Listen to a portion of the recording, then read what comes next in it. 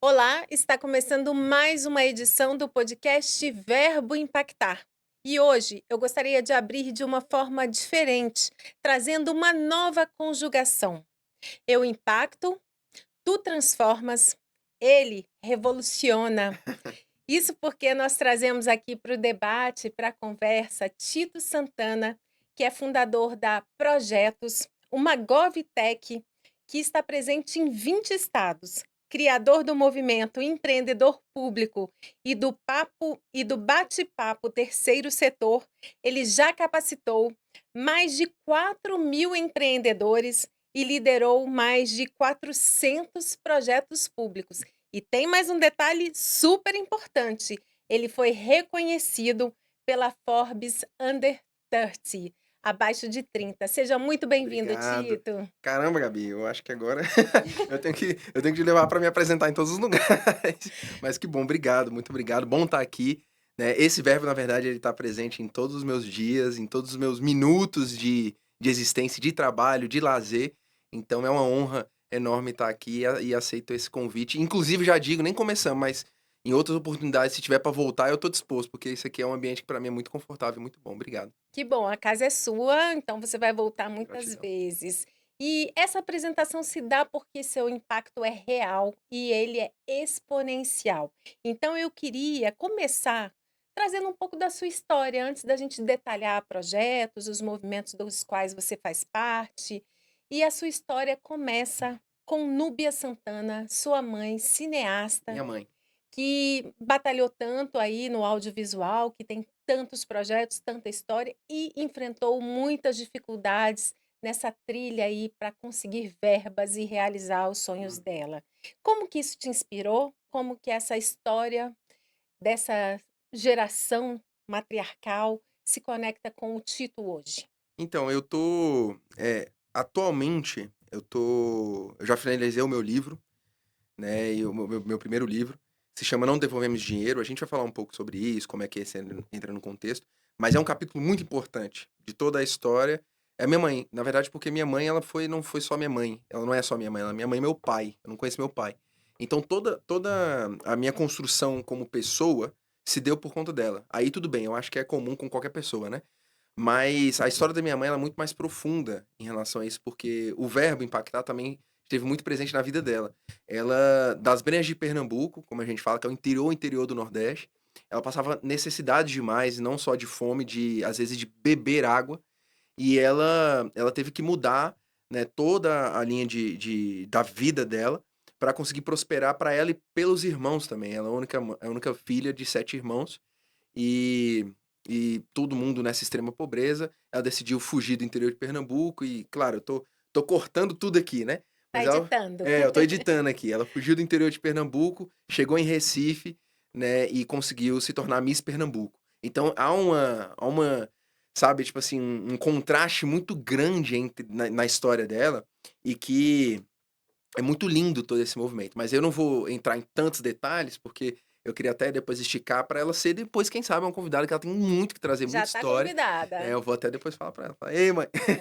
Mas ela nessa trajetória inteira, recheada de dificuldades, ela saiu de Recife, já Miss Pernambuco, já tinha revolucionado a vida da minha família no interior, e veio para Brasília, começou a construir uma vida aqui. Eu vim para Brasília também muito cedo com ela, e a gente começou juntos essa jornada. Ela começou a construir uma história muito boa, muito positiva aqui. Em determinado momento, ela percebeu que ela precisava fazer algo mais. E no livro, eu cito isso, né? Eu falo que todo projeto do terceiro setor, né, todo projeto social que seja, ele surge a partir de uma dor. A pessoa sente algo, ela sente algo que incomoda, e aí ela toma uma providência, essa providência vira um atendimento, e aí segue um ciclo que eu apresento. E da minha mãe foi a mesma coisa. Teve um determinado momento que ela falou: "Caramba, eu vivi tudo aquilo na minha história e eu preciso ajudar as pessoas para que elas não passem pelo que eu passei". Ela decidiu ir dormir na rua e entendeu por que as pessoas estavam dormindo na rua. É uma coisa doida, é decisões meio perturbadoras, mas ela fez isso a um ponto de ela entender que ela precisava ter um projeto social. E ela montou o projeto social dela. Eu cresci com essas pessoas, Eu cresci com esses jovens atendidos por ela e não gostava do terceiro setor, né, não gostava de trabalhar com impacto social. Na Você não verdade, eu gostava não gostava de impacto social, porque eu não entendia o impacto social. quando Então, você era criança ou já quando eu era adolescente? não, eu acho que estava numa fase de pré-adolescência, adolescência ali, eu acho que 12, 13 anos, e isso seguiu até minha maioridade, né. E até os meus 18 anos, mais ou menos, eu cresci com esse projeto social, com essas atividades acontecendo, e eu não gostava, na verdade, porque era uma substituição de posição. Minha mãe, ela ajudava tanto as pessoas cresciam comigo, Aham. né, elas ocupavam espaço lá em casa, de eu dividir o quarto, de não sei o quê, e eu não entendia esse movimento. Então, eu não vivia as dificuldades que minha mãe viveu, então eu não tinha a mesma percepção da dor que ela tinha. Só que Era na um minha outro momento era da outro sua momento, vida. era Uhum. totalmente. E aí eu tenho isso muito como aprendizado, criei uma empatia muito grande por essas pessoas, né, que hoje eu tenho como amigo, alguns deles eu carrego como amigo mesmo, pessoal de vida, de compartilhar, e são pessoas que não têm uma fração do que eu tive a oportunidade de ter de informação, de oportunidade. Então, hoje eu envolvo até essas pessoas no meu ambiente de trabalho, nos projetos que a gente faz, e a minha conexão com a minha mãe, na verdade, foi porque eu precisava de um determinado momento, quebrei 3, 4 vezes, não, 3 vezes, cheguei pra minha mãe e pedi, falei: "Mãe, eu tô atolado de dívida e preciso trabalhar". E, ironicamente, ela tinha um projeto social que ela podia me dar um trabalho. Então foi onde eu transitei da história da minha mãe pra minha história, pra onde eu comecei mesmo, foi por Foi causa ali dela. que virou a chave. Foi ali que eu comecei a entender o que ela faz. Eu já entendia mais ou menos o que ela fazia, mas foi ali que eu comecei, na verdade, a me apaixonar pelo que ela faz, porque eu não sou uma pessoa que tá na ponta, né, eu não sou uma pessoa da instituição, eu tenho algumas minhas ações pessoais próprias minhas, de um propósito meu, né, de assistência mesmo, de assistencialismo. Só que eu sou uma pessoa mais corporativa que minha mãe. Eu sou mais vendedor, eu sou mais de comunicação, e minha mãe ela também tem isso, mas ela é muito social pela vivência dela. Só como na escola eu sofri um certo bullying, e eu pra mim, a minha bandeira era o bullying, não dá pra ter bullying no mundo. E quando eu entrei na instituição com a minha mãe e percebi que as instituições sofriam um certo bullying, aí eu comecei a ter um propósito próprio dentro desse ecossistema. Eu comecei a entender que eu tinha que combater o bullying das instituições. E aí foi quando eu comecei a trabalhar com o que eu trabalho hoje. Então, quando eu comecei a me envolver com o trabalho da minha mãe, foi muito por conveniência e comecei a já desenvolver um entendimento do meio. Mas quando eu percebi que há uma exclusão muito grande e 90% das instituições elas são desassistidas, aí isso me tocou, porque daí me provocou a dor que eu senti, que era do bullying. Mas com certeza essa sementinha já estava Ah, plantada lá, então. ainda que É. você resistisse um pouco por outras questões da juventude, né, da adolescência, mas com certeza já estava plantada. E quando é que você percebeu que era importante descomplicar o acesso a recursos? Porque na sua trajetória você tem muito essa marca, a gente pode falar um pouquinho da Projetos, sem entrar muito ainda, mas assim, ela tem esse foco de dar conhecimento e, ao mesmo tempo, facilitar o acesso a recursos. E isso, para mim, se traduz em descomplicar, muitas vezes, a própria burocracia. Quando é que você percebeu É. que essa era uma engrenagem importante? Então, teve um determinado momento, e aí eu vou contar essa história por um lado diferente. Eu percebi que tinha uma dor nesse mercado como um todo, né, e essa dor era esse bullying. Só que esse bullying eu fui entender a natureza do bullying, o porquê que aquilo existia, de onde vinha aquela dor, por que que falavam as coisas pra minha mãe, e olha que minha mãe já executava, ela foi a primeira pessoa no Brasil a executar um filme com emenda parlamentar. Então minha mãe ela já executava alguns recursos. E eu perguntava pra minha mãe, falei: "E aí mãe, como é que você tá fazendo isso?" Ela não sabia dizer o que que ela estava fazendo, como ela estava fazendo ou como ela iria fazer de novo. E aí quando eu percebi que existia uma dificuldade muito grande dela entender isso, eu perguntava, ao mesmo tempo eu virava pra outras instituições, outras pessoas e perguntava: "Como faz isso?" E ninguém sabia. E aí eu percebi que bem, alguém precisa entender o que diabo tá acontecendo e converter isso numa informação mais simples. Ou seja, resumir, simplificar. É o E termo que eu replicar, para poder e replicar. replicar. Enfim, você multiplica isso de várias formas. E aí é onde vem entra o bate-papo terceiro setor, mas continuando na lógica da ideia de perceber isso, eu entendi tudo como uma coisa burra. E aí, desculpa até o termo, eu falei: "Pô, isso aqui é muito burocrático". E aí eu tenho esses termozinhos que eu trago dentro do método de ensino e tal, que a gente faz, eu relato isso no livro. Essa burocracia era uma pancada de termo estúpido que não faz sentido você trazer isso para uma instituição que está trabalhando com impacto social na ponta, que está fazendo as coisas, e como é que eu vou explicar isso para ela? E isso que eu digo, às vezes é uma questão simples, às vezes eu vou fazer um e-mail, vou fazer um ofício. A pessoa, ela começou um projeto social, minha mãe tudo bem, ela teve um pouco, como ela veio da escola de moda, Miss Pernambuco, ela teve uma certa etiqueta, teve um certo ensinamento. A maioria das pessoas que começam projeto social, a grande maioria das pessoas, elas não entram nesse universo de vou me capacitar, vou estudar, vou... É na raça e na Não, coragem. é numa equipe, eu faço, porque eu vou ajudar as pessoas, porque minha comunidade precisa, minha rua precisa, meu vizinho precisa, e ela não tem tempo para estudar. Então, quando a gente começa a entrar nesse universo e entender o porquê que as instituições, o porquê daquela dor, porque as instituições não têm informação. E a informação que existe, ela é burocrática. Então, eu decidi fazer alguns movimentos para ajudar as instituições que buscavam também minha mãe e perguntava, como é que você está conseguindo fazer? Eu também quero fazer. E aí eu comecei a criar informações chaves, falar, pô, isso leva a isso que leva a isso, né? E as instituições falavam, caraca, isso dá certo, isso é interessante. E aí começavam a construir um banco de dúvidas para mim. E aí eu comecei a entender que existia uma demanda de mercado ali. E a primeira demanda era tirar essas dúvidas das instituições, que é simplificar. Entendeu? Foi a primeira coisa que eu fiz, então a partir disso foi simplificar o terceiro setor, entendendo a informação, digerindo e E o que que nasce entregando. primeiro? São os movimentos ou é a própria projetos? A Projetos, na verdade, teve um determinado edital que a gente estava participando. O primeiro edital que eu participei foi o do CDCA, do Conselho da Criança e do Adolescente aqui do DF.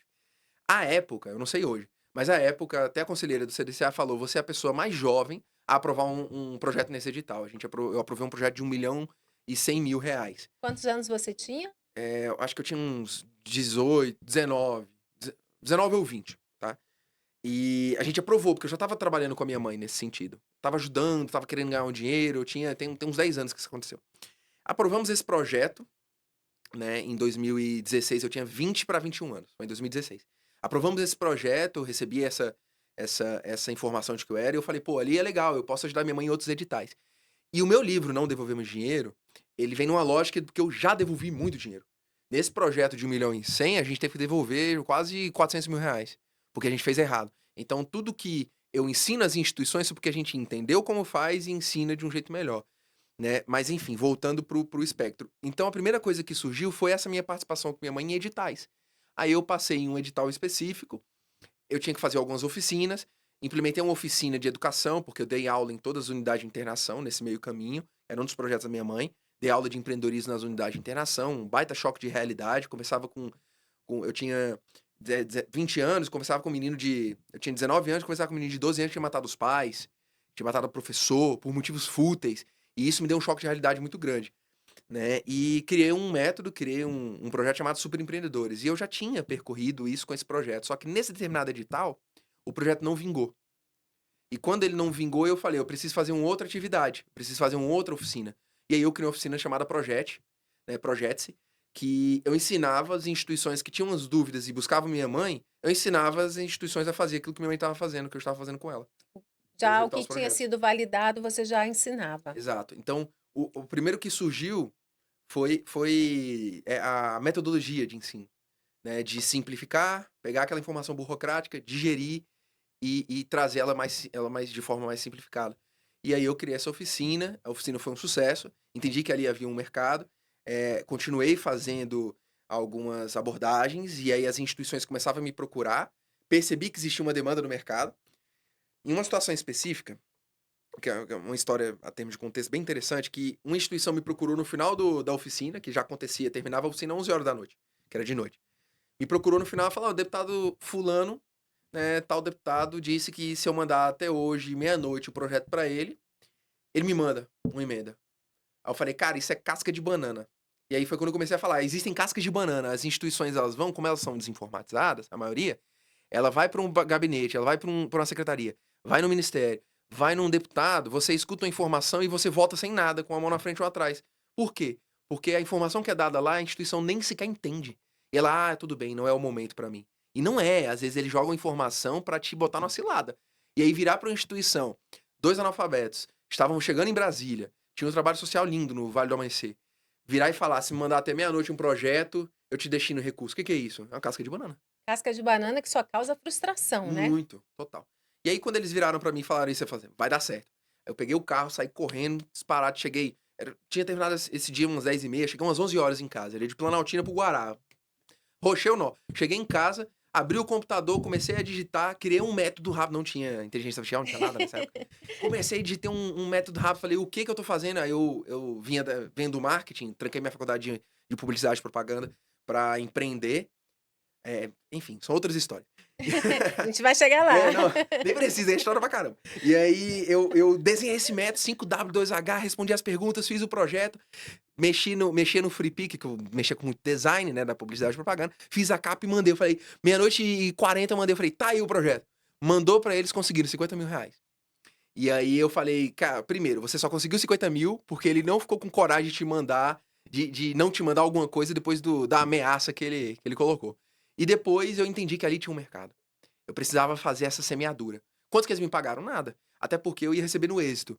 E aí, enfim, o êxito não deu muito certo porque eles também não me pagaram nada, foi um golpe. Mas acontece, eu aprendi com aquilo que existia um mercado, eu tinha desenhado um método e eu comecei a fazer o que eu chamo de termo de referência, que hoje a gente evolui para um termo de impacto e aí nasceu a Projetos. E quais são seus clientes hoje? Desde o início você optou por pequenos projetos, Sim. pequenas instituições. Até hoje assim?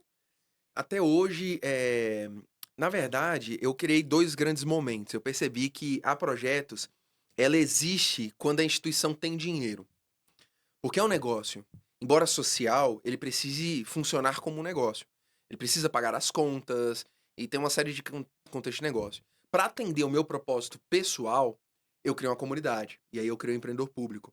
Então eu estava um dia num lugar aqui, inclusive na Asa Norte, um estúdio na Asa Norte, fazendo os primeiros vídeos. Por quê? Porque as pessoas que me procuravam na Projeto tinham uma pancada da mesma dúvida, que eu falei, bem, eu preciso fazer um vídeo que tire essas dúvidas em um só clique.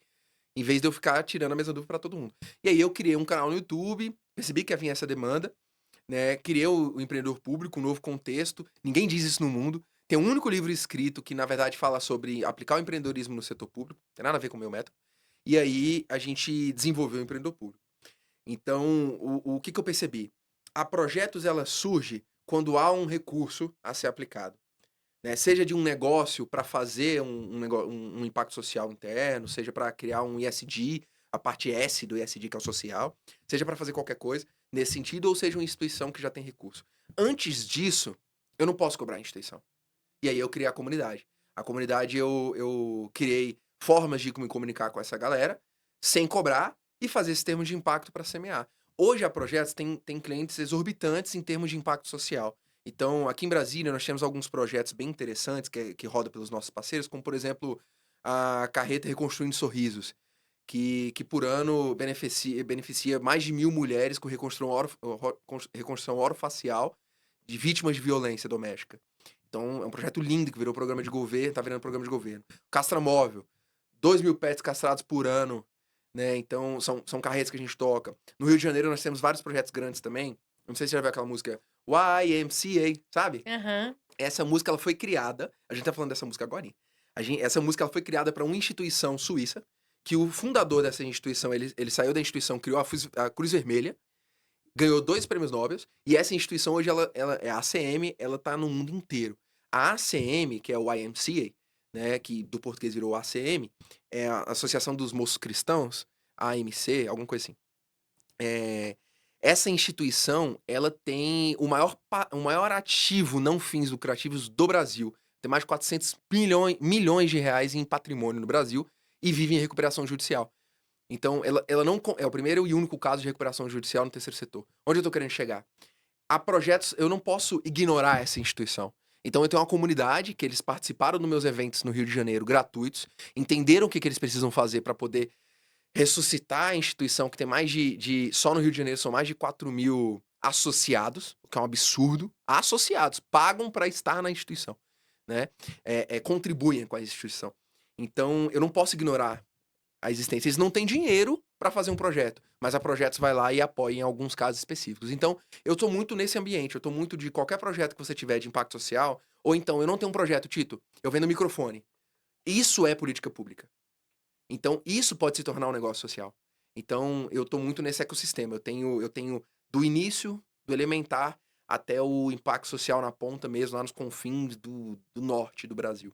De uma forma de um olhar estratégico, de um olhar de desenvolvimento com conhecimento e informação, e também de captação, atingindo aí todas as etapas, Isso, né. isso. Agora você tem números muito expressivos, me corrija se eu estiver errado. 4.000 empreendedores que você já acompanhou de perto, liderando aproximadamente 400 projetos junto com eles, e 2.000.000 de pessoas impactadas? Anualmente. É muita coisa. 2 milhões de pessoas impactadas. Assim, esses números, eles são mais precisos do que isso. Então nós temos hoje na nossa comunidade, a nível nacional, né, que pertence ao nosso hub, mais de 4.000 empreendedores sociais, né. Só no DF nós temos 1.700 empreendedores sociais e organizações organizações de sociedade civil, né, entidades privadas sem fins lucrativos. Juntando com o Rio de Janeiro são 600. E aí a gente vai em 20 estados tendo esse trabalho, né. O que é impacto social, as vidas impactadas anualmente, como é que a gente mensura isso? Para trazer legitimidade para esse número. Cada instituição, ela tem um parâmetro de quantos projetos, quantos beneficiários ela tem naquele projeto. Eu tenho instituições que hoje são mais de 150 instituições que já acessaram o orçamento público e que prestam conta desse orçamento. Emitem um relatório. A média dessas instituições é 400, são 250 projetos em 150 instituições. A média é de 430 pessoas atendidas. Isso, anualmente, e trazendo todos os índices do IBGE, nós temos 670.000 pessoas só atendidas só nesse recortezinho de projetos que já acessam recursos públicos conosco. Quando a gente leva isso para a comunidade, nosso grupo de WhatsApp, que é lotado com lista de espera de instituições e empreendedores sociais, nós temos 1.025. No levantamento muito rápido desses 1.025, a gente tem mais de 2 milhões de pessoas que são impactadas anualmente com a informação simplificada que a gente leva para essa instituição. Foi por isso que eu te apresentei como ele revoluciona. Não, eu acho que a gente tem muito que unir forças. Eu já tentei, assim, não é modéstia. Realmente a gente faz um trabalho muito bom, a nossa equipe é muito boa, mas o lance é que há muitas bolhas ainda a serem furadas, né. Existem tribos que movimentam, eu trago no livro também as instituições do LinkedIn e as instituições do Instagram, né. Embora as instituições do LinkedIn, obrigatoriamente por questões de comunicação, estejam no Instagram, são muito diferentes. Eu fui num evento em São Paulo de impacto social, que era o Impact Connection. É um evento da Skoll Foundation, que é uma das maiores fundações de impacto social do mundo, que tem eventos, assim, de impacto social extremamente relevantes na Europa, enfim, e que é responsável pelo TEDx Amazônia, que é um dos maiores do Brasil hoje. Essa mesma, eu estava falando com você antes sobre isso, né. Essa mesma esse mesmo evento, né, essa mesma corporação tá presente no LinkedIn, diferente das instituições como as nossas, que estão aqui no Instagram. Por quê? Porque lá quem participou desse evento era Ford, Fundação Ford, era que eu estava falando com você antes, era aceleradora de startup social, negócios que para essas instituições, que segundo o IPEA, o mapa das OSCs, 90% das instituições no Brasil são pequenas instituições, não contrata sequer uma pessoa, a realidade das instituições nesse evento, a realidade dessas instituições do LinkedIn, é que elas têm uma equipe de 15, 20 pessoas. Movimentam milhões. Às vezes, nem tantos milhões, mas é de forma tão ordenada, é uma consciência corporativa tão bem estabelecida, que eles conseguem funcionar com poucos mantenedores de uma organização, assim, que é invejável. Então, o que que distancia tanto essas instituições dessas instituições aqui? Eu ia perguntar, como fazer a ponte entre esses 2 mundos, essas bolhas? Aí eu criei o Bate-Papo Terceiro Setor. O Bate-Papo Terceiro Setor, ele leva essas pessoas que estão aqui, passa essas pessoas que são porta-voz dessa comunicação, desse método eficiente, para uma reciclagem simplificada. E no Bate-Papo Terceiro Setor, ela sobe em estilo TED, em 20 minutos ela tem que explicar para uma instituição, para uma criança de 5 anos, como ela faz aquilo ali. Então eu tô falando de prestação de contas, compliance, lá eu falo assim, não, você não vai chegar lá e falar compliance, você vai falar o que que é você ter governança e tal, e e simplificar ao máximo para que essa instituição entenda. E aí depois a gente faz o follow-up disso. A instituição, ela tá na nossa comunidade, ela tá no grupo, porque eu tenho uma comunidade de 1.025 lotado hoje, que é a comunidade nacional, mas em cada região eu tenho um grupo.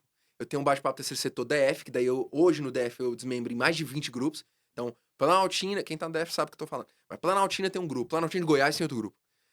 Braslândia tem um grupo, e aí vai. Tenho mais de 20 grupos só no DF. São Paulo tem um grupo, Rio de Janeiro tem outro grupo, Goiás tem outro grupo. Então, esses grupos se conversam também para pegar essa informação e simplificar cada vez mais. Então é como ele se retroalimenta. Mas o bate-papo terceiro setor, ele tem esse viés. Eu pego essa informação extremamente é, densa, inglesada, porque lá você não vai chegar lá e falar ESG, você vai falar ESG, sabe? Tipo, você muda até o tom como você fala as coisas. E eu pego e coloco e falo assim, galera, vamos falar agora simples, porque o pessoal aqui tem 5 anos e precisa entender esse negócio. É quase quando no GPT, explica isso pra uma criança de 5 anos, né? É a mesma coisa, é isso que a gente tenta fazer. Tem muita gente que não adere, que acha que a gente vulgariza muito, né? Desculpa a palavra, gente, mas às vezes prostitui muito a forma de fazer o negócio. Porque chega na minha comunidade e fala, eu tô passando por uma alteração estatutária, eu preciso de ajuda. Aí tem os advogados, eu quero, desculpa se você é advogado ou advogada. Eu quero ajudar, porque quer ganhar ali a alteração do estatuto e a ata. Eu pego e falo, meu time pega e manda um modelo. E fala assim, e tá aí o modelo. Pro seu caso, joga lá no GPT e descobre como é seu caso. Entendeu? Porque daí, é a realidade da Facilitar o instituição. acesso, É, desburocratizar e diminuir custos também. pra instituição principalmente. Né? Perde na passagem de mercado, então pô, o terceiro setor movimenta 4,27% do PIB, é 6% dos empregos. Mas é tudo aqui, ó. É tudo no LinkedIn. É tudo os 10%. Né? Então, esse estudo profundo sobre esse impacto social, sobre essa dificuldade, essa disparidade, essa distopia que existe entre esses dois mundos, eu trago nesse livro.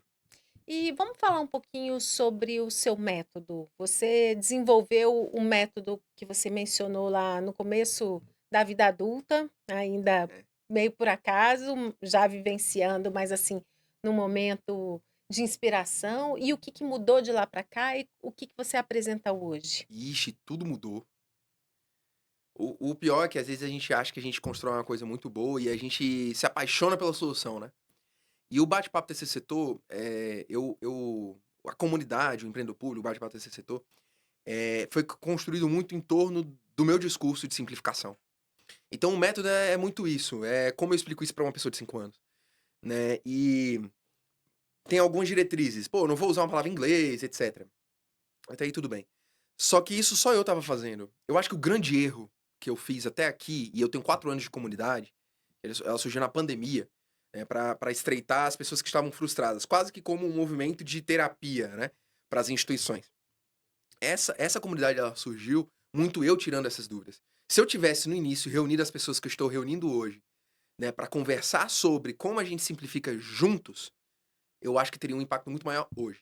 Mas eu sou muito grato por ter percebido isso e ter ajustado recalculado essa rota. Então, eu acho que o que principalmente mudou é a forma de se comunicar, que cada vez está mais aperfeiçoada, a dinâmica do bate-papo. A gente entende hoje que não adianta você jogar para uma landing page de conversão, não é assim que funciona. Para as instituições, às vezes é um papo no Zap, às vezes é um telemarketing funcionando e motivando a instituição. É o método mobilizador social, que eu não diminuo o poder do mobilizador social. A pessoa que está na comunidade é a única pessoa que pode falar pela e com a comunidade. Então, substituir isso por ferramentas digitais é, muitas vezes, um equívoco. Então, eu acho que isso foi a principal mudança, foi entender, foi repaginar a forma como se comunica e constantemente evoluir isso, porque amanhã é outro tipo de tecnologia. Quando tá lançando esse podcast é uma coisa, hoje tá gravando é outra. Então, o mundo é muito dinâmico e orgânico. Eu acho que essa é a principal mudança. E se eu tivesse a oportunidade de lá atrás identificar que eu precisava furar a bolha desde o dia zero, eu teria furado essa bolha. Hoje a gente envolve parceiros enormes. Então, a Fomenta, o Observatório Terceiro Setor, o Prosas, então o Impact Hub. Então, esses parceiros que são linkedizados são parceiros hoje que estão dispostos e estão seguindo essa linha de raciocínio conosco para falar com a galera do Instagram, que é onde tá a massa mesmo. É onde estão as reais instituições é aqui. Então, eu acho que essa é a principal mudança e, assim, é o que eu mais gosto hoje de perceber, de acompanhar isso acontecendo, é essa troca de protagonismo. Não é mais o que eu estou fazendo, mas é o que a galera tá fazendo junto em função disso. É muito legal. Nós impactamos. Nós impactamos. É isso mesmo. E aí, quando alguém chega para você e fala: Tito, eu tenho um projeto maravilhoso, como é que você pode me ajudar? Qual é a resposta que vem dentro da metodologia que você tem hoje? Então, eu não vou mentir. A primeira pergunta que eu faço é: quais contatos você tem? Né? Porque não adianta você achar que vai fazer um projeto, transformar uma coisa, falando da ideia do microfone aqui. Eu não vou usar muito esse exemplo, porque esse exemplo eu usei exatamente em outro podcast, que as pessoas não associam isso aqui com política pública. Como é que isso aqui é política pública? Mas isso é um instrumento de democratização. Então tem várias políticas públicas envolvidas, mas a ideia é como é que você pode se transformar num projeto. Então, eu me debruço um pouco nisso, como é que você consegue estabelecer uma jornada de início, meio e fim, né. Mas sobretudo eu pergunto: "E aí, quais são os contatos que você tem para fazer isso acontecer?". "Ah, Tito, eu não tenho um contato", então quem não é visto não é lembrado, você tem que estar envolvido, porque senão o seu projeto vai ser mais um. Você pode até utilizar técnicas que ao longo da jornada eu desenvolvi, eu tenho uma técnica chamada mosquitar. No bate-papo TCC Setor, eu apresento um pensamento do Dalai Lama que ele diz o seguinte: "Se você acha que não faz a diferença, tente dormir com um mosquito". Então, você dormir com a muriçoca é muito difícil. Você não consegue, você escuta para um lado, para o outro, você não tem sossego. É a mesma coisa, você conseguiria captar um recurso público mosquitando, que é como? Você vai lá no gabinete, você passa todo dia. Minha mãe, ela conseguiu captar um recurso assim. Minha mãe conseguiu ficar até de tarde a ponto de cochilar, a ponto de dormir na frente do gabinete para acessar um recurso.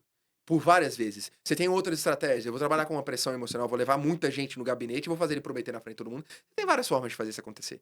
Só que eu descobri que o impacto social é muito mais profundo do que isso.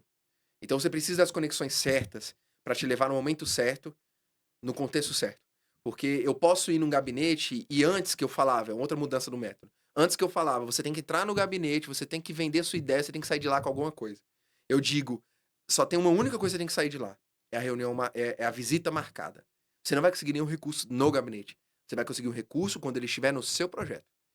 Então, eu acho que são duas grandes vertentes que essa ideia embrionária tem que ter. É entender se existe um início, meio e fim, e quais relacionamentos que consegue estabelecer para que leve, né, a esse encontro. Então, eu tenho um outro livro que ainda não sei quando eu vou lançar, deve ser nos próximos 5 anos, que é um estudo profundo que eu estou fazendo já há 5 anos sobre impacto social, como eu falei, que ele se chama Não Venda, Impacte. Então, eu trago uma jornada de 3 impactos: o impacto artificial, o impacto superficial, para então impactar socialmente.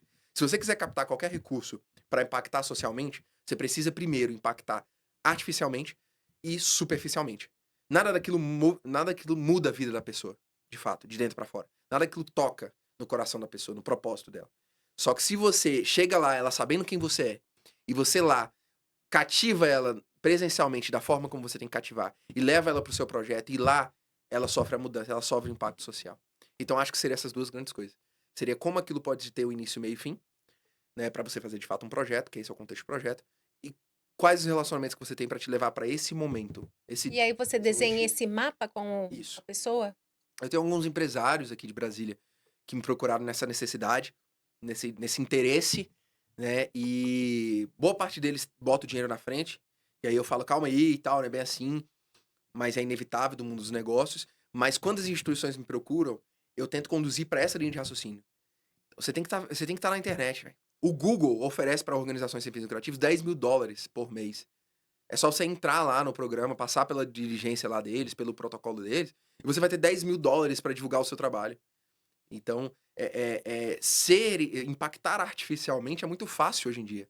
Então, digo, é trabalhoso, mas é fácil de ser viralizado, de você injetar uma grana e aparecer para todo mundo. Daqui a pouco você coloca um PIN-Ad, você coloca um anúncio por geolocalização no gabinete da pessoa, entende? Então, tem formas de você impactar artificialmente que é facilitado. E depois você impacta superficialmente, que é você lá presente. É superficial, aquilo que ela tá sentindo, tá tocando, tá vendo, né, ela tá ouvindo, mas aquilo gera um outro tipo de sensação, para então você impactar, socialmente, como eu falo para essas instituições. Então eu me ofereço a acompanhá-las. Tem muita instituição que me liga, amanhã mesmo é um desses encontros, e aí mantendo o sigilo da situação, mas hoje me ligaram e falaram: "4 horas eu vou numa reunião importante, não sei o quê", eu falei: "Não, não dá, porque 5 horas eu tenho essa gravação, eu não consigo estar contigo". Aí eles conseguiram mudar para 4 horas de amanhã, uma reunião com uma pessoa muito importante que vai destinar um recurso, que eles vão lá e eles não têm segurança nenhuma de pedir esse recurso. Eu vou lá e ajudo. Eu vou lá e falo: "Olha, vocês não estão me pagando para isso, mas se o projeto sair, a gente é parceiro, tamo junto. Eu vou Aham. receber junto e prestação de contas a gente vai fazer". Então, eu me proponho a isso também. E desses cases que você já viu ao longo da sua jornada, o que mais te marcou, Tito? Olha, eu acho que e aí eu tenho a possibilidade de falar o nome, porque, bem, o da minha mãe, obviamente, né, pela construção que eu fiz em conjunto, não tem jeito. Mas pra eu trazer outro exemplo pra mesa, eu acho que tem o pessoal do IDESAMP, no Pará, né, que é muito incrível o trabalho que eles fazem. Eles pegam mulheres em situação de rua, né, e eles colocam outras mulheres que têm, questões laborais difíceis de trabalho e coloca essas mulheres para costurar calcinha para essas mulheres em situação de rua. Então é um trabalho muito incrível que elas fazem, né, embora com pouco recurso. E tem um outro que eu vou trazer para mais próximo, que é a Elisângela. A Elisângela Araújo do Instituto Omni. A Elisângela, quando ela me procurou, há uns 5 anos atrás, não, uns 6 anos atrás, ela não tinha feito nada. Só que a Elisângela desenvolveu uma coisa que me norteou para essa grande pergunta que eu faço para a instituição. Quem pode te conectar com o quê, né? Quem você conhece? Porque a Elisângela, uma coisa que ela tinha que nenhuma outra instituição tinha, que era o poder de presença. A Elisângela participava de todos os encontros que ela poderia. Se ela precisava sair 2 horas da manhã num jantar, ela ia, porque ela entendia o que ela precisava fazer. Assistente social, ela já tinha isso de bagagem. Mas quando a Elisângela me procurou com o Instituto Omni, não tinha feito nada. Aí descobri uma pessoa que precisava de uma instituição porque tinha um projeto, mas não tinha como formalizar porque não tinha CNPJ. Conectei com a Elisângela, fez o primeiro projeto, nasceu o primeiro projeto. Hoje, a Elisângela roda mais de 10 milhões de reais ano com projetos dela. Então, o Castra Móvel é um projeto que ela roda, Reconstruindo Sorrisos é um projeto que roda também com a Elisângela, com o Instituto Omni. A operacionalização da PNAB no DF, a Política Nacional de Blanc, é o Omni também que faz. Todos eles têm seus desafios, né? Não é uma rotina fácil. Mas o trabalho da Elisângela, ele me encanta porque ela saiu dessa determinação de eu não ter absolutamente nada, eu sou uma instituição que não faz diferença, para entender o que é mosquitar, o que é persistir, o que é encher o saco, e hoje tem esses grandes projetos. Então eu acho que esse é um grande case, além da minha mãe e do IDESAMP do Pará, que eu sempre me toca muito. E você acha que quando a instituição ela consegue, vamos dizer, entrar no game, ser vista, ser reconhecida, ter os contatos certos, ter o primeiro recurso, fica mais fácil a recorrência se ela fizer um trabalho correto? Touché, se ela fizer um trabalho correto. Né? A gente vive um momento muito de instabilidade em prestação de contas, em insegurança, mas isso não é novo. Essa insegurança com os sem fins lucrativos, ela é quase centenária no Brasil. Então, há um passivo de prestação de contas de instituições muito grande. E nós tivemos, na década de 90, a transição dos anos 2000, a CPI das ONGs e tal, e que hoje a gente só vive um momento que é reflexo daquilo que ia acontecer. E eu falei isso numa live há 4 anos atrás, eu falei exatamente isso. Eu falei, você tem que publicar, você tem que ter um site ou na rede social, você tem que publicar toda a transparência dos recursos que passam na sua instituição. E isso é a mesma determinação que o Flávio Dino deu no ano passado. Então, eu acho que é exatamente isso. A instituição, ela consegue sim, se ela fizer um trabalho direito, o mais difícil é você conseguir. É igual, vou entrar na academia. Todo mundo, 1º de janeiro, vai entrar na academia. Mas quem realmente faz é muito difícil, né? Então, dia 31/12 tô cheio de propósito. Vou comer menos, vou entrar na academia, vou parar de beber, vou fazer isso, vou fazer aquilo. É uma pancada de promessa, né? Vou ajudar mais as pessoas, vou impactar mais socialmente. Mas no final das contas é muito difícil. Agora, quando você começa, fica mais fácil de você continuar, né? É o grande lema. O lance é o primeiro passo, né? E o Walt Disney já falou, né? Para começar, comece. Então, eu acho que as instituições, eu sei que não é tão simples assim para o ambiente das instituições. Só que tem de fato muito dinheiro. Então, eu ia perguntar isso. Esse muito dinheiro vem de quê? Emendas parlamentares, leis de Nossa, é muito incentivo, bom. quais são os caminhos? Nossa, muito, muito bom. Ninguém me perguntou isso. Hoje me perguntaram de um jeito diferente, mas ninguém me perguntou isso desse jeito. E eu acho que é o seguinte: no livro eu trago, no Não Devolvemos Dinheiro, eu trago quais são. Primeiro, eu divido em 4 partes. E a primeira parte eu falo onde é que tá esse dinheiro, que dinheiro é esse, né? E tem uma pancada de fontes de receita que a gente pode atribuir para impacto social. Eu não tô falando de instituição sem fins lucrativos, eu tô falando de projetos que podem fazer colaboração com uma instituição sem fins lucrativos, eu tô falando de empresas que podem implementar um projeto de impacto social interno, de várias frentes, né? Mas eu vou puxar o gancho e vou trazer uma lista aqui para você de cabeça. O primeiro de todos tem a emenda parlamentar. A emenda parlamentar é um recurso, o artigo 166 da Constituição, quem quiser se aprofundar mais. Ele traz essa possibilidade do parlamentar, tudo aquilo que ele prometeu, ele corresponder de forma financeira no orçamento. Então, na lata, cada parlamentar a nível federal tem aí pelo menos 50 milhões de reais para destinar para pautas que ele quiser. 50% saúde, 50% para onde ele quiser. E saúde, se tiver a ver com o seu projeto, ele pode destinar para você. Então, aí é recurso pra caramba. Nós temos as emendas também voltado em outros níveis, estadual, distrital, e enfim. Nós temos os fundos, e o fundo ele se divide em diferentes fundos. Eu tenho um fundo governamental que é construído para um determinado propósito. Aí eu até falo do famigerado e todo mundo quer saber, o que é um fundo perdido. Eu falo um pouco sobre isso no livro, de qual é a dinâmica do fundo perdido. Mas existem os fundos que têm, de fato, excesso de recurso, que entra dentro de uma constituição, de uma lei orgânica, no caso do DF, a lei orgânica do Distrito Federal, que, né, é a nossa Constituição, que entra no contexto daquele fundo, todo ano vai ter dinheiro. Só que ele não consegue dar vazão àquele dinheiro. Então existem os fundos governamentais que lançam editais, e editais por si só já é uma outra fonte. Então existem portais como Bússola Social, Prosas, né? Então tem o radar dos editais do Observatório Terceiro Setor, que trazem essa possibilidade de você monitorar editais em todo o Brasil, que passam por várias soluções. As embaixadas, se existe uma embaixada no Brasil, existe um acordo diplomático. Muito provavelmente existem troca de dinheiro. Então eu levo um benefício para seu país, você me traz um benefício. Vamos manter essas portas abertas. Esse acordo diplomático, às vezes, ele pode passar por uma questão financeira que você pode incorporar o seu projeto, o verbo impactar, e aí vamos criar uma parceria com a embaixada, sei lá, dos Estados Unidos e fazer sei lá, uma websérie do Verbo Impactar chamado To Impact. Então, você pode criar alguma coisa que dialogue com aquela cultura e conseguir um recurso da embaixada. Ó, já tá nascendo uma ideia Então, aqui. não, tem várias formas. E você tem patrocínio direto. O patrocínio direto pode vir através de lei de incentivo, isenção fiscal, mas as grandes corporações possuem verba de marketing para isso. Por que que as grandes empresas têm os próprios fundos de impacto social, fundos de amparo de trabalho social? Porque elas precisam corresponder ao ISD para se manter numa bolsa de valores. Então, existem várias agendas no Brasil e no mundo que empurram isso para as empresas. E as empresas, elas dizem, não, é porque é muito bom, é importante para a gente. É por conta de prevalecer uma imagem. Então, existe ainda verba de patrocínio direto. Nossa, existe um mundaréu. Eu trago isso dentro dessa parte, que é onde é que tá esse dinheiro? E aí eu trago de uma forma simplificada. Claro, eu digo, quais são as cascas de banana que você vai encontrar? Qual é a melhor estratégia para acessar esse recurso? Qual que é a pessoa que você tem que encontrar para isso? Quem manda nesse dinheiro? Então, é muito fácil eu falar que existe um fundo, a gente tá numa produtora porreta aqui, desculpa, eu esqueci o nome, gente. Prod Comaru. Prod Comaru. Vocês têm que conhecer esse espaço. É um espetáculo isso aqui, né? E você tem uma produtora dessa, lançou um edital, o maior edital da história do audiovisual do Brasil lançou esse ano, que é o edital para minisséries e séries de TV da Secretaria do Audiovisual. Por quê? Porque a Secretaria do Audiovisual tem dinheiro que não sabe o que fazer. Então eu posso tanto chegar, eu leio, obviamente, a lei, entendo se a pessoa que preside o fundo do setorial do audiovisual, ela pode deliberar sobre destinações diretas?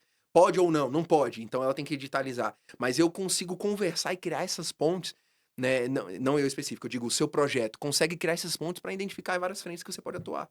Então hoje há um edital de 150 milhões de reais aberto para a websérie no Brasil. Então, na verdade, com tantas fontes de recurso, você pode ser o cara que pega na mão da pessoa e fala: olha, isso encaixa para você, isso não se Sim, encaixa para você, vai por essa linha. tudo baseado na pergunta: quem você conhece? Por quê? Porque o mundo é um universo político. O Brasil é mais político. O Brasil, ele é totalmente político. O ser humano é político, é networking, não tem jeito.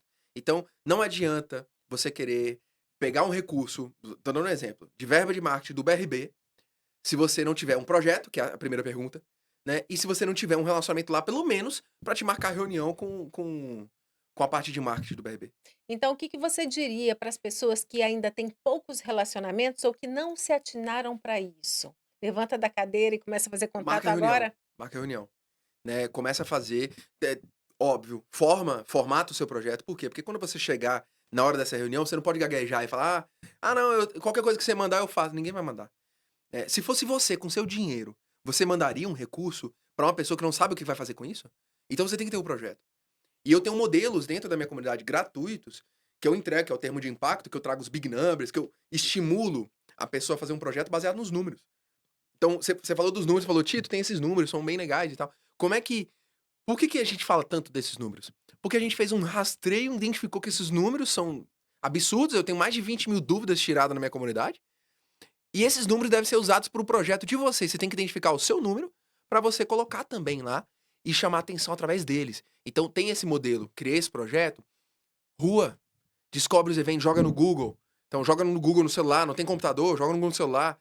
Eu não tenho, pede pro vizinho pra ajudar, pede pra alguém ajudar. Vamos descobrir eventos que vai ter essa semana que tem a ver com isso, que tem a ver com aquilo, e vai no evento, entrega o cartão. Não tenho cartão, não tenho dinheiro pra fazer cartão. Chega lá e pega uma caneta, todo mundo tem dinheiro pra comprar uma Bic. Chega na mão da pessoa, anota o número, fala, eu quero conversar com você sobre um projeto assim, assim, assado. Você tem que fazer isso. Não tem jeito. Eu entendo que pra maioria das pessoas é um desafio. E eu tenho instituição que não sabe falar um português. Se a instituição quebrar essa barreira e falar, eu não sei se é a gente vamos ou a gente vai, mas eu sei que o meu trabalho ajuda 200 pessoas. Isso é diferente. Isso é impacto. Você entende? Então, isso as pessoas têm que fazer. Tem que ir na rua, você tem que trabalhar, você tem que participar do bate-papo terceiro setor pra conectar com pessoas ali que têm às vezes a mesma ideia que você e vocês podem se juntar e dividir e multiplicar. Então eu acho que é isso. É entender que você não tá indo nesses momentos, nesses relacionamentos, só pro o que você me dá, o que você me dá. É uma via de mão dupla, é um estabelecer parcerias de troca mesmo. Então eu conheço uma pessoa que pode me ajudar num projeto, eu conheço um outro que sensibiliza e quer hoje em dia, a gente tem muita coisa que a gente faz na comunidade que a gente não paga nada pra ter.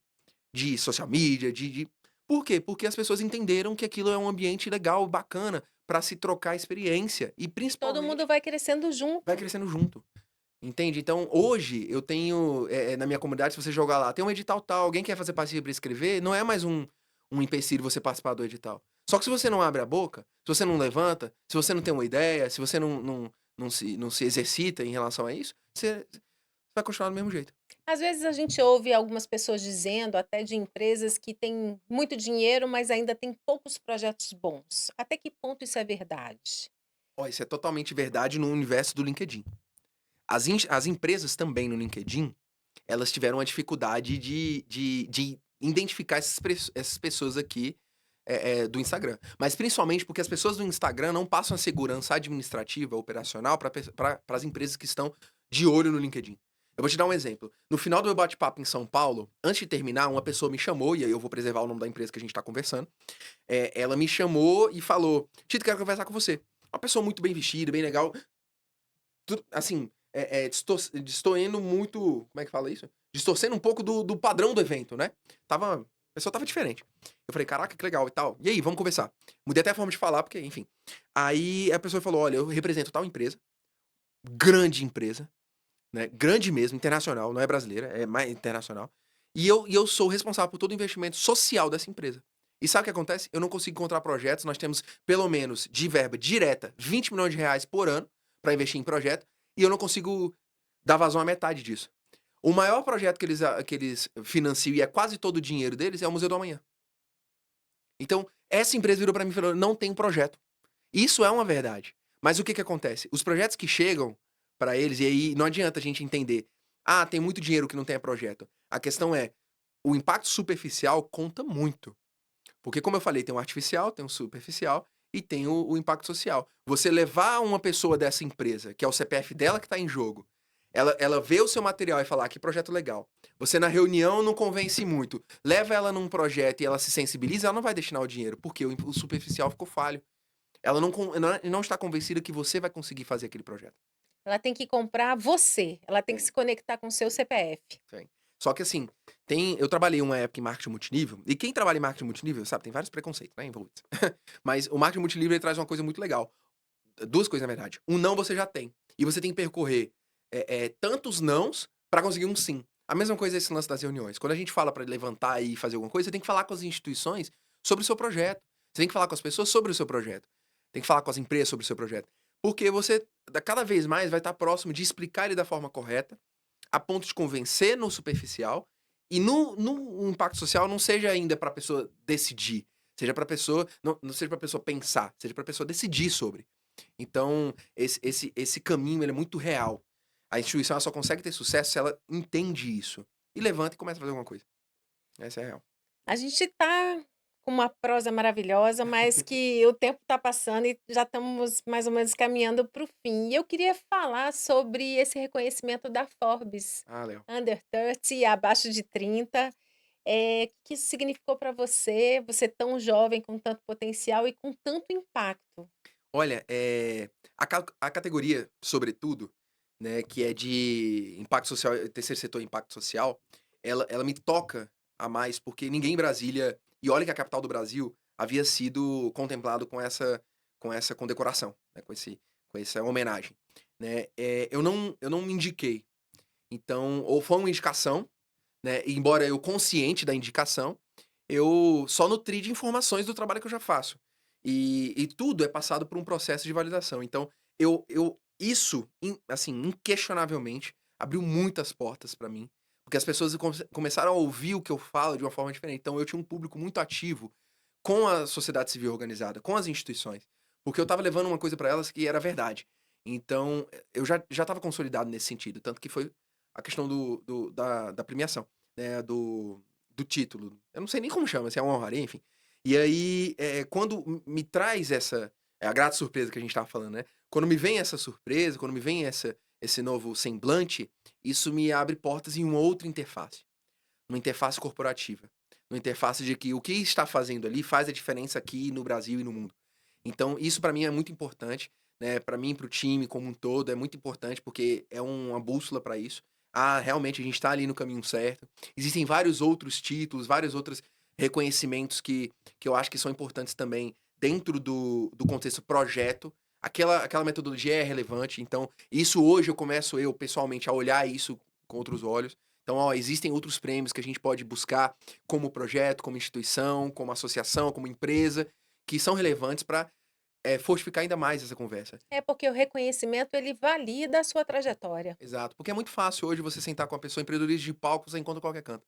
Então a gente estava falando de grupo de empresários, essas coisas, e lá no evento que eu tive a oportunidade de palestrar, eu nem sei se eu poderia, mas lá na hora eu falei: "Bem, muito empresário aqui, e a gente sabe, estamos em uma constante disputa de ego aqui, né, e o empresário tá assim, é o que eu faço, o que eu faço, o que eu faço". Só que quando você tem alguém que é um mestre, Forbes, né, mestre ali naquele ambiente de mercado, né, e ele valida o que você vai, não é mais você falando de você, não é mais eu trazendo números aqui, por isso que eu toco na ferida do legitimidade dos números, que ainda é muito gelatinoso, mas legitimidade dos números, como é que a gente chegou nesses números? É muito importante, mas alguém quando fala disso, e alguém com tanta autoridade, né, reconhecida, é muito bom, é gratificante demais. Então não pode dizer que: "Pá, não, não, tá tudo bem, mas não, foi bom pra caramba", né, e a gente tá aqui pra conquistar muito mais, e isso é um norteador, é um ponteiro muito bom pra gente, e eu só tenho a agradecer. É isso. Parabéns. Obrigado. E o Gratidão. que que você ainda quer impactar? Qual é o principal projeto? Tem um livro nascendo aí, já tem outro planejado mais para frente, mas assim, sua meta, a Hum. médio prazo, em termos de Então, impacto? eu vou dar um spoiler, eu não sei quando a gente tá lançando isso, mas eu vou dar um spoiler. A gente tá desenvolvendo uma tecnologia em parceria com outra tecnologia. Essa tecnologia, ela automatiza tudo isso que a gente faz hoje na mão, voluntário. Então qualquer instituição hoje, né, hoje não, quando a gente lançar, né, nos próximos dias, eu espero. Quando a gente lançar essa tecnologia na nossa comunidade, as instituições da nossa comunidade vão trocar informações com essa tecnologia, a ponto de conversar como hoje um GPT, só que falar sobre especificamente o terceiro setor. Então esse cérebro que a gente está treinando é especificamente para falar essa linguagem simplificada. A gente vai escalar essa informação.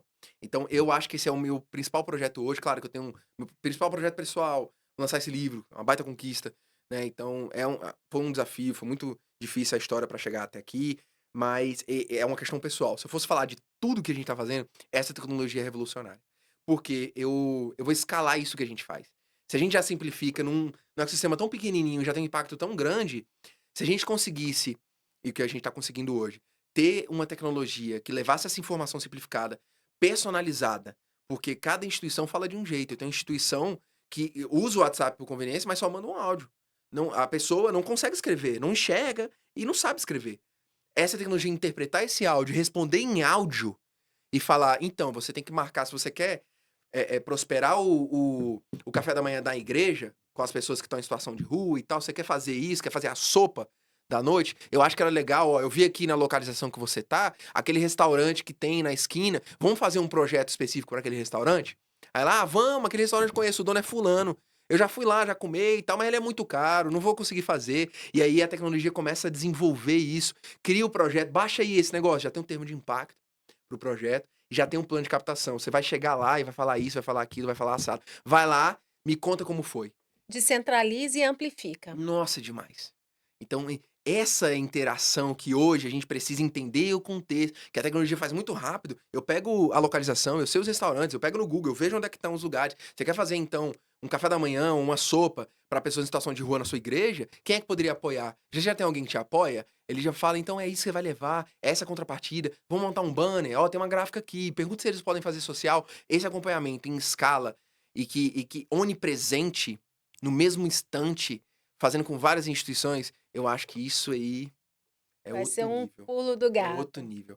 E assim, claro que as instituições ainda vão ter muitos desafios, não vão conseguir implementar, umas não vão conseguir nem mexer, outras não vão conseguir utilizar o documento, algumas não vão conseguir sequer baixar. Só que se a gente conseguir reduzir ainda mais esse recorte de que 90% das instituições no Brasil são pequenas instituições, né, para 80%, isso a gente está falando do impacto estratosférico. Porque se 10% que movimenta dinheiro no Brasil representa 6% dos empregos e 4,27% do PIB, 500 bilhões de reais por ano, quando a gente conseguir inverter esses números aí é outro nível. Qual a estimativa de instituições que existem no Brasil hoje? Hoje, tirando sindicatos, são 900 mil. 897 mil organizações. Isso segundo o mapa das OSCs do IPEA. Então, se a gente está vendo em outro momento, se você quiser atualizar esse dado, joga mapa das OSCs IPEA, IPEA, e aí você vai direto para o site do governo que faz esse rastreamento, junto com a Receita. Para a gente terminar, eu queria fazer um ping-pong rápido com você. Um livro que te inspirou. Comece pelo porquê, Simon Sinek. Qual o projeto que mais te marcou? Hum, ai. Reconstruindo Sorrisos, da Elisângela. Um aprendizado que veio da dor, Humildade, um valor que te move. empatia, Impactar é. mudar a vida das pessoas. Muito obrigada, Tito, por Obrigado. ter estado com a gente. Já está feito o convite aqui para o lançamento do livro, para você voltar. Não devolvemos dinheiro, eu vou querer saber Ah, mais. Quando legal. ele sair, já tem data? Ah, provavelmente é 1º de agosto. Vocês estão convidadíssimos, né, a Estaremos estarem lá. lá. Quem sabe a gente não monta lá um pop, fazer um podcast lá, assim, um pocket. A gente pode pensar em alguma coisa dessa estrutura. Vai ser uma honra receber vocês lá. E também vamos trazer sua mãe aqui, vamos marcar uma conversa mãe e filho, Ah, uma com certeza. conversa só com Mãe, vou te ela. trazer aqui. Muito Ah, obrigada, parabéns gratidão, por obrigado. tudo, pela jornada, pelo impacto, e a casa é sempre sua. Obrigado, gente. Obrigado, pessoal. Me sigam no Instagram, o Tito Santana. E tamo junto. Qualquer coisa que vocês precisarem, eu tô à disposição. Valeu. Valeu, gente.